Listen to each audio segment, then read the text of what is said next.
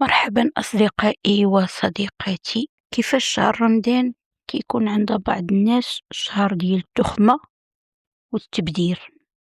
علاش ملي كيأذن الأذان كنوليو ما كناكلوش غير باش نشبعو، ولكن بحال شي حاجة فينا كتقول دابا خاصك تعوض. واش المشكل في الجوع ولا في النفس اللي كتقاوم النهار كامل وكتنفجر في دقيقة؟ رمضان شهر الزهد، شهر التحكم في الرغبات، شهر التربية الروحية. ولكن نفسيا وسوسيولوجيا الصيام ما كيكونش غير تجربة جسدية، كيكون تجربة كبت، تجربة انتظار، وتجربة ضغط اجتماعي كذلك.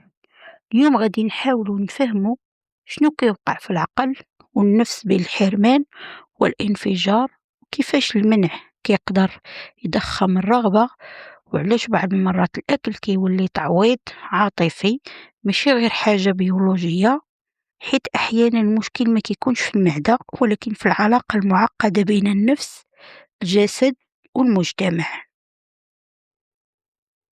أولا، التحليل النفسي. الكبت وعودة الرغبة بقوة. حسب سيغموند فرويد، أي رغبة كتكبت مدة طويلة كتقدر ترجع بقوة أكبر.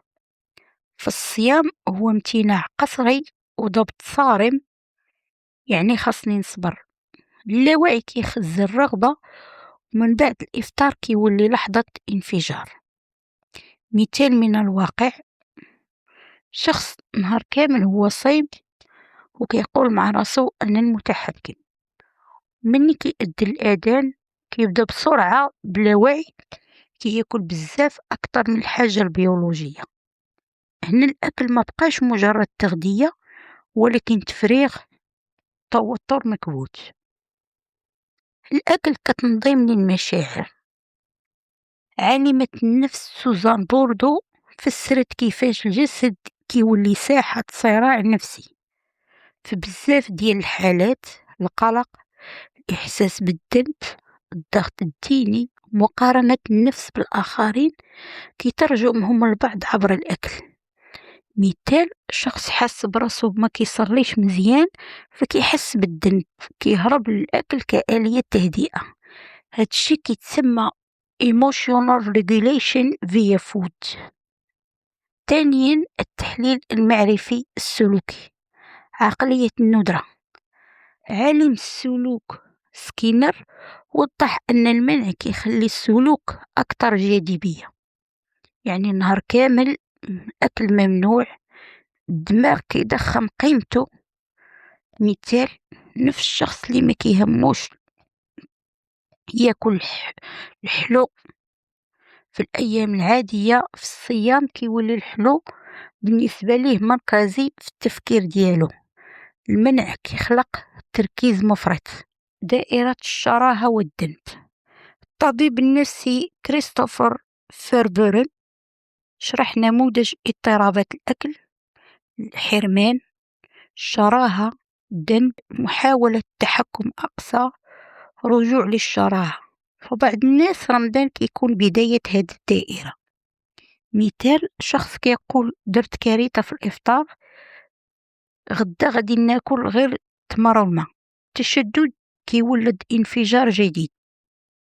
ثالثا، التحليل السوسيولوجي.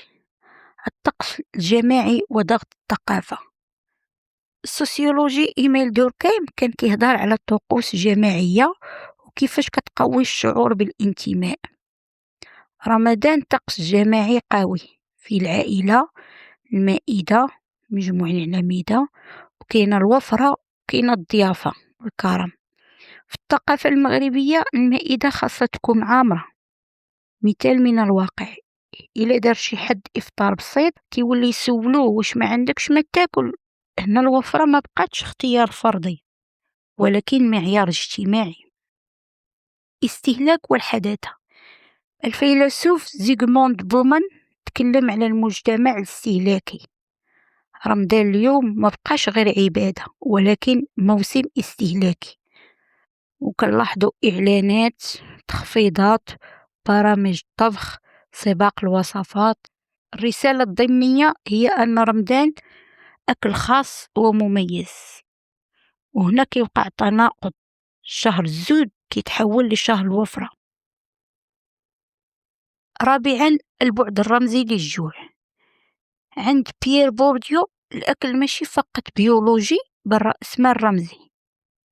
نوع الأكل، الكثرة ديالو، طريقة تقديمه كيعبروا على المكانة والكرم والصورة الاجتماعية. مثال، بعض الأسر كتضغط على راسها باش توجد مائدة كبيرة غير باش تحافظ على صورتها قدام العائلة.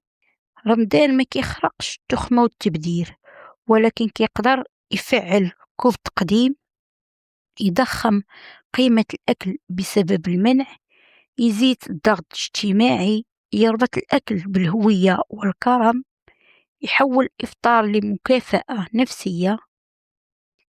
إذا كانت العلاقة بالأكل متوازنة، رمضان كيكون فرصة للوعي. إذا كانت مضطربة كيقدر يكشف الخلل.